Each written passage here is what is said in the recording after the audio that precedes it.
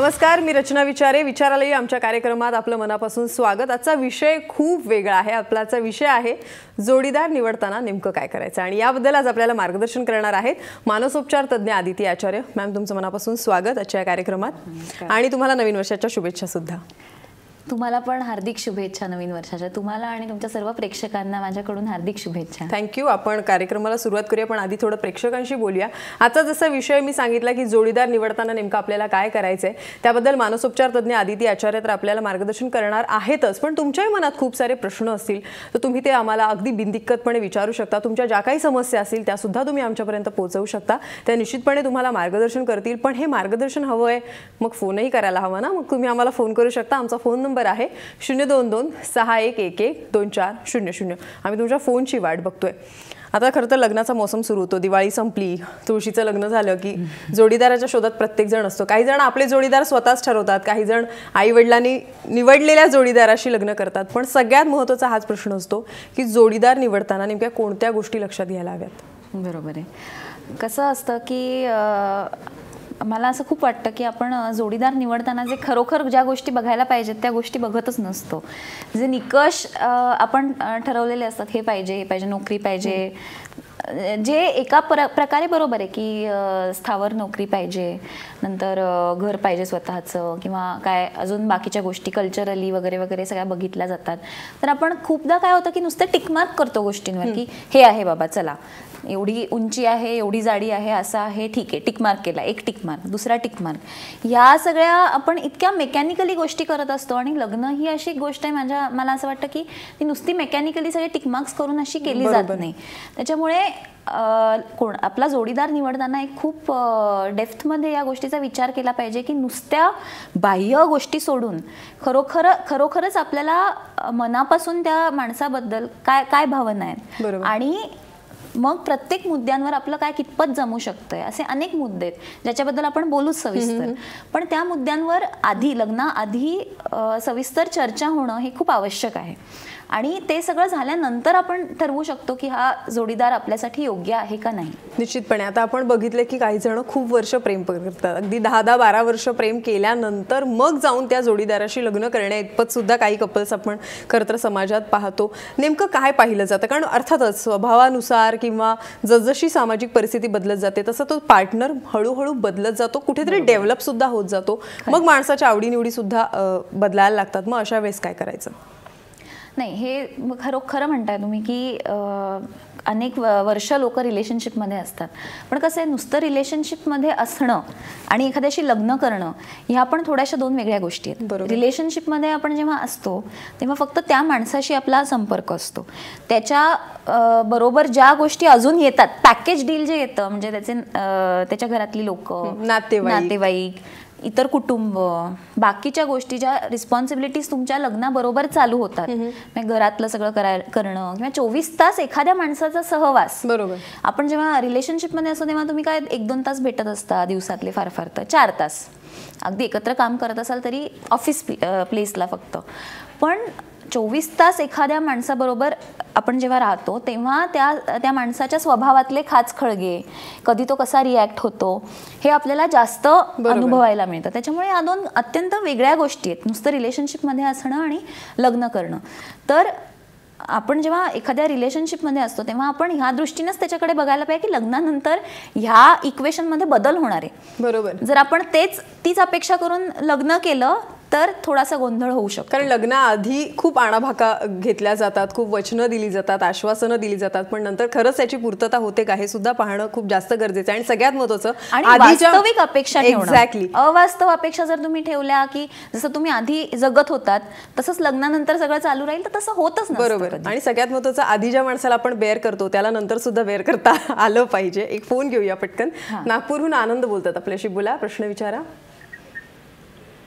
नमस्कार ताई, मी नागपूरहून डॉक्टर आनंद कोपळे बोलतोय। नमस्कार, बोला। नमस्कार। वयाबाबत ज्या जुन्या रूढी परंपरा आहेत त्या समाजामध्ये, हॅलो, हा बोला। आपल्या समाजामध्ये रूढी परंपराप्रमाणे वयाचा डिफरन्स जो ठेवला जातो, 5 वर्ष, 7 वर्ष, 10 वर्ष, आमच्या पूर्वजांनी जे पाडून ठेवलं ते चुकीचं नाही काय? बरोबर. आपण बघतो की अनेक कारण जणांच्या की- खरं तर लग्नात 10 ते 12 वर्षाचं अंतर सुद्धा खरं तर पाहायला मिळतं, म्हणजे नवरा बायकोच्या. आता हे कितपत योग्य आहे? थोडंसं काय होतं की जितकं वयाचं अंतर जास्त तितकी ऑलमोस्ट आता कसं आहे 3-3 वर्षांनी जनरेशन्स बदलत आहेत. हो. त्याच्यामुळे 10 आणि 12 वर्ष म्हटलं तर 3 ते 4 जनरेशनची जनरेशन गॅप होऊन जाते. अगदी. त्याच्यामुळे बऱ्याचदा काय होतं की नवरा जर तिशीत असेल, बायको विशीत असेल, तर बायको थोडीशी मग अल्लडच राहते. म्हणजे तिच्या रिॲक्शन्स किंवा आणि नवऱ्याला असं वाटतं की आपली बायको थोडी परिपक्व असावी, तिने पर्टिक्युलर सिच्युएशन्स काही उद्भवल्या तर तिने खंबीरपणे उभं राहावं किंवा अशा प्रकारे रिॲक्ट करावं, जे ती तिच्या वयात नाही, म्हणजे तिला ते योग्य नाही वाटत. त्याच्यामुळे मग खरं तर खटके उडू शकतात. बरोबर. त्याच्यामुळे इतकं जास्त अंतर असणं पण तसं ॲडवायझेबल नाही आहे. पण म्हणजे 2 ते 4 वर्ष इतपत म्हणजे they can comfortably get along well. बरोबर. आणखी एक फोन आलाय, तो घेऊया. पुण्याहून रवींद्र बोलतात आपल्याशी. बोला रवींद्र, प्रश्न विचारा. नमस्कार, मी रवींद्र कुडाळकर बोलतो. तुम्ही बोला. विवाहाच्या बाबतीमध्ये अतिचिकित्सा करणे समोरच्या पक्षाची ही एक देखील समस्या होऊ शकते, याबद्दल सांगावं. आणि इंटरनेटच्या माध्यमातून सुद्धा लग्न जमवलं हे स्टेटस वाढते असं एक मानसिकता होत चालली, याबद्दलही मार्गदर्शन करावं. Okay okay. बरोबर आहे.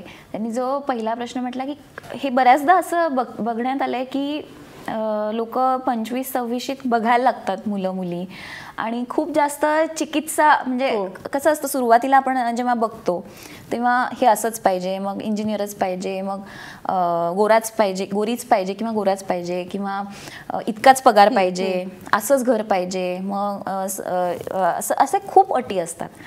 तर कसं आहे की आपण सुरुवातीपासून हे लक्षात घ्यायला पाहिजे की आपल्याला एकच माणूस हवा एकतर, आणि त्याच्याबरोबर म्हणजे त्या माणसाला आपण जेव्हा ॲक्सेप्ट करतो तेव्हा पूर्ण म्हणजे पॉझिटिव्ह निगेटिव्ह गोष्टी सकट करणार होतो. It is a package deal. कोणीही माणूस परफेक्ट असू शकत नाही. जे आपल्याला दिसतं, चांगल्या गोष्टी दिसतात, तसं त्याच्याबरोबर 4 निगेटिव्ह गोष्टी येणारच आहेत. पण आणि प्रत्येक माणसाबरोबर आपल्याला ॲडजस्ट करायला लागणार आहे नव्याने. त्याच्यामुळे किती त्याच्यावर चिकित्सा करायची आणि किती लोकांची मतं, आपण कसं असतं नुसतं जो व्यक्ती लग्न करते त्या व्यक्तीचं त्याच्यावर मत असणं महत्त्वाचं नसतं. बऱ्याचदा काय होतं, त्या व्यक्तीचं काहीतरी मत वेगळं असतं, आईवडिलांचं वेगळं असतं, कुटुंबातल्या अजून लोकांचं वेगळं असतं, मतांतर असतात, आणि त्याच्यामुळे चिकित्सा खूप होते. बरोबर. आणि अशीच लोकांची म्हणजे वय वाढत जातात, त्यांना योग्य जोडीदार निवडायला प्रॉब्लेम होतो, कन्फ्युजन जास्त वाढतं. बरोबर. तर त्याच्यामुळे किती दुसरे लोक जे आपल्याला सांगतात, आपले कुटुंबातले लोक, आपले आई वडील, त्यांना किती त्यांच्या मताला आपण किंमत नाही म्हणणार मी, पण किती कन्सिडर करावं आणि स्वतःला काय वाटतं ते किती कन्सिडर करावं हे ज्याचं त्यांनी ठरवावं आणि पुढे जावं. निश्चितपणे. इंटरनेटचा एक त्यांनी विषय घेतला, तो सुद्धा मला तिथपर्यंत पण यायचे, पण आधी एक फोन घेऊया आपण. पुण्याहून ऋषिकेश बोलतात आपल्याशी. बोला ऋषिकेश, प्रश्न विचारा. Hello madam. बोला ऋषिकेश, टीव्हीचा आवाज पूर्ण बंद करा आणि प्रश्न विचारा. हॅलो, आमचा प्रश्न असा आहे की जोडीदार निवडताना नक्की कोणत्या गोष्टीवर जास्त भर दिला पाहिजे, म्हणजे तिची स्वभाव किंवा काय? ओके, चांगला प्रश्न आहे. कसं आहे, जोडीदार निवडताना सर्वात महत्त्वाचं म्हणजे आपण त्या व्यक्तीशी जेव्हा बोलतोय तेव्हा स्वतःला आपल्याला काय फिलिंग येते. म्हणजे बऱ्याचदा असं होतं की सगळे टिकमार्क्स असतात, पण आपल्याला त्या व्यक्तीशी बोलताना असं कनेक्टेड वाटत नाही, असं वाटत नाही की आपण या व्यक्तीबरोबर आयुष्य घालवू शकतो. तर ते फिलिंग असणं एक तर महत्त्वाचं आहे की आपल्याला आधीच पहिल्या 1-2 भेटीतच आपल्याला खूप बोरिंग वाटलं की काय आता पुढे काय बोलावं असा प्रश्न जर निर्माण होत असेल तर पुढे जाऊ नये. मला वाटतं ही एक खूपच बेसिक गोष्ट आहे. म्हणजे हे काही निकष नाही आहे पण ही बेसिक गोष्ट आहे. त्याच्यानंतर बाकीच्या गोष्टी मी जसं म्हणले की एकतर मुलांचं संगोपन या विषयावर तुमचं एकमेकांचं काय मत आहे, तुमची मतं पटतायत का त्याच्यावर. सेव्हिंग्स म्हणजे पैशांचे खर्च वगैरे कसे काय करता. एखादा खूप जास्त खर्च करणारा असेल आणि दुसरा अगदीच अजिबातच काटकसर करणारा असेल तर प्रॉब्लेम्स होऊ शकतात. म्हणजे वेगळं असण्यात हरकत नाही, पण आपण वेगळे आहोत हे आधी माहिती असणं महत्त्वाचं. बरोबर आहे की माहिती आहे की ठीक आहे बाबा हरकत नाही, तू खर्च कर, मी सेव्ह करते, असा ॲटिट्यूड असेल तर प्रश्न नाही.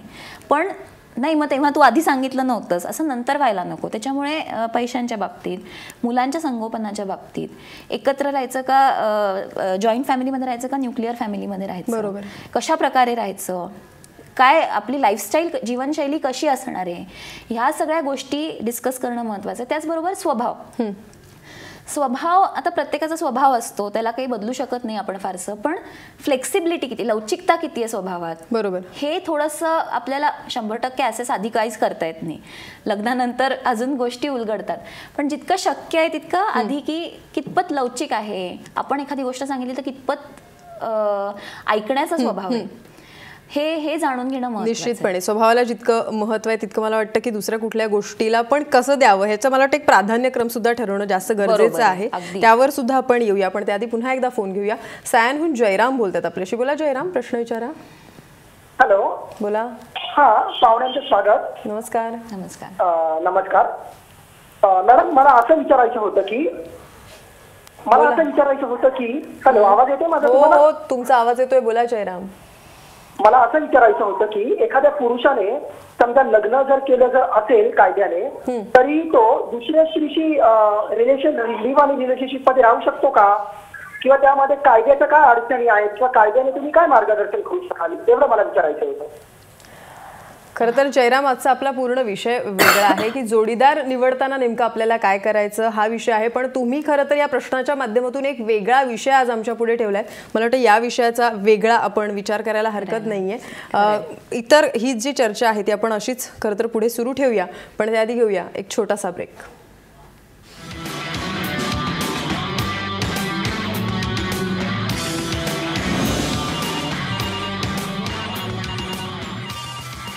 विचारा लाईव्ह कार्यक्रमात तुम्हा सर्वांचं पुन्हा एकदा स्वागत. जोडीदार निवडताना नेमकं काय करायचं याबद्दल आपण मानसोपचार तज्ञ आदिती आचार्य यांच्याकडून मार्गदर्शन घेतो. आणखी एक फोन आलाय, यवतमाळहून योगेश डोळे बोलतात आपल्याशी. बोला योगेश, प्रश्न विचारा. मॅडम, माझा प्रश्न आहे की मॅरेज लाईफ मध्ये आपल्या जोडीदारासोबत जर आपल्या एखाद्या विषयावरती खटकलं तर आज त्याला मॅनेज कसं करायचं आपण? अच्छा, अच्छा, जोडीदाराला नेमकं कसं सांभाळायचं जर एखाद्या विषयावरून खटका उडाला तर? बरोबर आहे. आपण बेसिक एक गोष्ट लक्षात ठेवायला पाहिजे की आपण जेव्हा दोन व्यक्ती एकत्र येतो तेव्हा आपण दोन वेगळे व्यक्ती आहोत, हो की नाही? आपण जरी एकत्र राहत असू तरी प्रत्येक विषयावर आपलं म्हणजे मतभेद नाही होणार, किंवा म्हणजे आपलं सगळी मतं सेमच असतील असं होणं शक्य नाही. त्यामुळे वी अग्री टू डिसअग्री, की ठीक आहे आपण म्हणू शकतो की बाबा हे तुझं मत आहे पण माझं मत तुझ्यापेक्षा वेगळं आहे. आता खटका उडाला तरी पण आपण कशा प्रकारे बोलतो त्याच्यावर सगळं अवलंबून असतं की ते किती पुढे चिघळतं. बरोबर. तर आपण शांतपणे, न चिडता, न आपला आवाज चढवता आपला मुद्दा समोरच्याच्या ह्याला मांडला तर मग त्यांना असं काही वाटत नाही त्याच्यात विशेष. पण आपण कशा प्रकारे मुद्दा मांडतो त्याला सगळं महत्व आहे. समोरच्याचा आदर ठेवून जर आपण तीच गोष्ट सांगितली की बाबा ठीक आहे तुझं हे मत आहे पण माझं मत तुझ्यापेक्षा जरा वेगळं आहे, माझं असं म्हणणं आहे, तर समोरची व्यक्ती पण विचार करायला लागते की याचं मत असं आहे तर आपण ह्याच्यावर विचार करू शकतो आणि कदाचित मतपरिवर्तन पण होतं लोकांचं. निश्चितपणे. आणखीन एक मुद्दा मला असा विचारायचा होता की जोडीदार निवडताना नेमकं काय करावं हे तर आपण अर्थात त्याची चर्चा करतो आहोत, पण अनेकदा एक जोडीदार आपण निवडतो त्याच्याशी आपल्या गोष्टी ठरतात, म्हणजे लग्नापर्यंतची बोलणी होतात आणि त्याच दरम्यान त्याच पिरियडमध्ये आणखीन कोणीतरी एक व्यक्ती आपल्याला आवडू लागते. मग ही जी द्विधा मनस्थिती असते ती आपण कशी टॅकल करायची? बरोबर आहे. कसं आहे की शेवटी काय आहे की एक कमिटमेंट हा भाग असतो, हो की नाही? आपण एखाद्या व्यक्तीला कमिट केलं की त्याच्यानंतर ती शेवटी काही भाजी घेतो तसं नाही आहे की आता तिकडे त्या स्टॉलवर जास्त चांगली भाजी मिळते तर विकत घ्या, तसा हा प्रकार नाही आहे. बरोबर. त्याच्यामुळे आपली कमिटमेंट किती स्ट्रॉंग आहे त्याच्यावर अवलंबून असतं की आपल्याला पुढची व्यक्ती जी येते, व्यक्ती तर येत असतात ना आयुष्यात, खूप व्यक्ती आपल्याला भेटतात निघून जातात, पण आपली कमिटमेंट किती स्ट्रॉंग आहे त्याच्यावर अवलंबून असतं की आपल्याला पुढची व्यक्ती जर कदाचित आपल्याला दुसरी व्यक्ती आवडायला लागली तर त्याचा अर्थ असा आहे प्रॉबेबली की ज्या मुलीशी तुमचं लग्न ठरलंय तिच्याशी प्रॉबेबली एवढं काही नातच नव्हतं. पण अर्थात जर तुम्हाला असं खूप स्ट्रॉंगली वाटत असेल की दुसऱ्या व्यक्तीबद्दल काहीतरी लग्नाआधी वाटत असेल तर मग लग्नामध्ये पुढे जाऊ नये, कारण मग परत हा धोका आहे की परत कोणीतरी अजून भेटलं, तुम्हाला कोणीतरी आवडायला लागलं, अशी शक्यता आहे. एक्झॅक्टली. एक फोन आलाय तो घेऊया. चिंचवडून आकाश बोलतायत. बोला आकाश, प्रश्न विचारा. हा मॅडम. बोला आकाश. मॅडम बोला. माझा प्रश्न असा होता की हे ज्यांचं प्रेमविवाह असतो, ओके, त्यांना एकमेकाचे स्वभाव माहीत होतात, बरोबर, पण जे अरेंज मॅरेज असतं तर ते अरेंज मॅरेज असतं त्यावेळेस किती किती वेळ मिळतो त्या एकमेकाला ओळखण्यासाठी? एक तर वरिष्ठ असतात बरोबर वरिष्ठ म्हणजे आई वडील असतात, आणखी पाहुणे असतात बरोबर. मग त्यांच्या समोर एक तर ते मुलगी घाबरलेली असते. मुलगी अशी काय एवढी हे नाही झालेलं की लगेच ते मुलगी त्याला प्रश्न विचारत नाही. बरोबर. आकाश, तुमचा प्रश्न माझ्या लक्षात आलेला आहे तो म्हणजे की आपल्याला लव्ह मॅरेज मध्ये पण एकमेकांना ओळखू लागतो, पण अरेंज मॅरेज मध्ये फक्त नुसतं पाहण्याच्या कार्यक्रमावरून आपण जे हो म्हणून जातो, पसंती आहे जे कळवतो, याच्यात नेमकं किती तथ्य आहे? नाही, तसं बघायला गेलं तर काहीच तथ्य नाही आहे. म्हणजे एकदा नुसतं कॉमनमध्ये सगळ्यांसमोर भेटून कोणाला कुठल्याही व्यक्तीला हो किंवा नाही म्हणणं तसं शक्य नाही आहे. पण आता कसं आहे, आजकाल परिस्थिती बदलत चालली आहे. हळूहळू जसं लोक शिकतायत, त्यांची मतं फॉर्म होत आहेत की मला असा जोडीदार हवा आहे, तसं हळूहळू या गोष्टींमध्ये बदल घडतोय नक्कीच. की आता लोक अरेंज मॅरेजमध्ये पण आधी बऱ्याचदा 4-5दा 6दा दोघंच असे भेटतात. बरोबर. त्यांची मतं एकमेकांशी मॅच होत आहेत का वगैरे हे सगळं बघतात. पण मला तरी आवर्जून सांगावं असं वाटतंय की लव्ह मॅरेजमध्ये आपण कितीही म्हटलं स्वभाव आपण ओळखतोय वगैरे वगैरे, तरी स्वभावातले कंगोरे हे लग्नानंतरच, जेव्हा तुम्ही 24 तास एखाद्या माणसाबरोबर राहता तेव्हाच कळतात. कारण जेव्हा आपण 2 तास एखाद्या व्यक्तीला भेटतो तेव्हा आपण एखादा मुखवटा घेऊन तरी वावरू शकतो. 24 तास एखादा मुखवटा घेऊन वावरणं अवघड असतं. त्याच्यामुळे हे आपण गृहीत धरायला पाहिजे की आता ज्या गोष्टी आपल्याला माहिती आहेत त्याच्यापेक्षा काही गोष्टी आपल्याला वेगळ्या लग्नानंतर कळणार आहेत. निश्चितपणे सहवासातूनच स्वभाव उलगडला जाणार आहे हेच म्हणायला हरकत नाहीये. ही चर्चा अशीच पुढे सुरू ठेवूया, पण त्याआधी घेऊया छोटासा ब्रेक.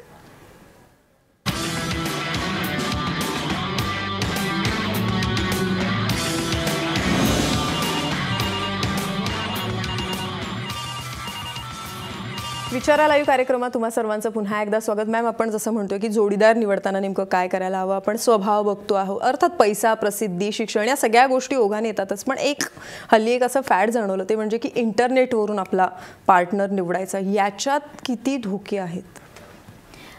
संपूर्णपणे धोका आहे ह्याच्यात तर. कारण इंटरनेट म्हणजे कसं आपण म्हणतो अरेंज मॅरेजमध्ये एखाद वेळेला भेटतो, इंटरनेटवर काही लोक ठरवतात तेव्हा भेटत पण नाही, व्हर्च्युअल दुनियेतच वावरत असतात. जसं चॅटिंगमधून वगैरे वगैरे की चॅटिंगमधून आवडला म्हणून आपलं केलं. ह्याच्यात फसवेगिरी एक तर खूप असते बऱ्याचदा. माणसं समोरचा माणूस जेन्युइनच असेल असं नाही. कधी कधी फोटो काही वेगळे लावतात, प्रत्यक्षात काही वेगळे असतात. बॅकग्राऊंड आपल्याला तपासता येत नाही फारशी.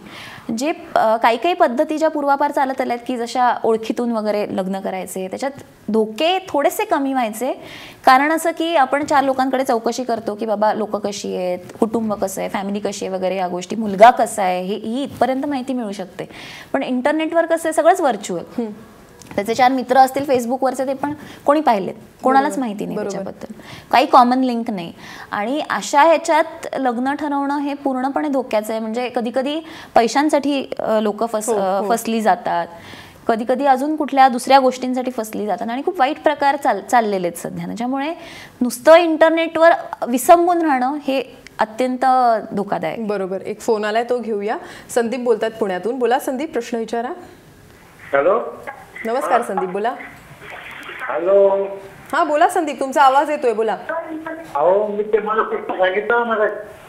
संदीप बोला, तुमचा फोन इथे लागलेला आहे, बोलू शकता तुमचा जो काय प्रश्न आहे तो. हा हा, अहो आमची मुलगी लग्नाची आहे. तेव्हा तिला की आपल्याला बघायला येणार आहे. हरकत नाही, संदीपचा फोन कॉन्टॅक्ट तुटलेला आहे. पण अनेकदा खूप जणांकडे बघितले म्हणजे की मुलाच्या लग्नाचं जेवढं टेन्शन आईवडिलांना नसतं जेवढं मुलीच्या लग्नाचं असतं. अर्थात मुलगी ही दुसऱ्याच्या घरी जाणार असते म्हणूनच ते प्रत्येक आईवडिलांना टेन्शन असावं.